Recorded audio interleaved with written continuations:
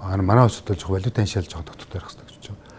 Гадаад ч бай дотоод зах зээлээс бид нар рүү ямар сугаар орж ирэхээр нэгт ханшаар дамжиж орж ирнэ. Хоёрт хүүгээр дамжиж орж ирнэ.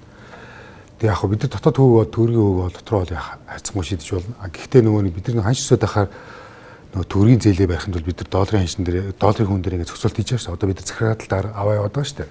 Тэнд Америк нэгдсэн улсын бенчмарк эрсдэлгөөг нь түвшин 4.25 байхад манай банкуудын хадгаламж жилийн хугацаанд 3 байна шүү дээ. Энд чинь ингээд базаад ах тусам эн чинь нэг цаана хийн хааны газараа гараад ингээд задраад байгаа байхгүй. Энэ 3% ер нь бол ер нь тайх хэвчтэй гэж. Тэнд яг эцэг болсон тэнд 4% төгс тэнд ингээд 3 ингээд байгаад очихгүй байхгүй. Бид нэг хайцангуй тайх хэвчтэй.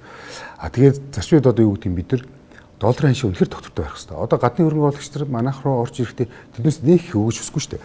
Тэр чи одоо Wall Street-ийн банкуд одоо ээж сангууч зэрэгтэй жилийн 11 12 өгөж байгаа гэж тэднээс маш том амжилттай байгаа байхгүй. Одоо нөгөө маш бага хүний түвшинд ажиллаж сурцсан улсууд чинь бидэрт энэ хэмжээний өгөөж өгөх төсөлж гэдэг юм уу одоо банкуд гэдэг юм уу одоо их хөзөр татхад одоо олон улсын зах зээл бонд энэ хэмжээг өгөх боломж байгаа байхгүй ганц асуудал нь доллар ханш.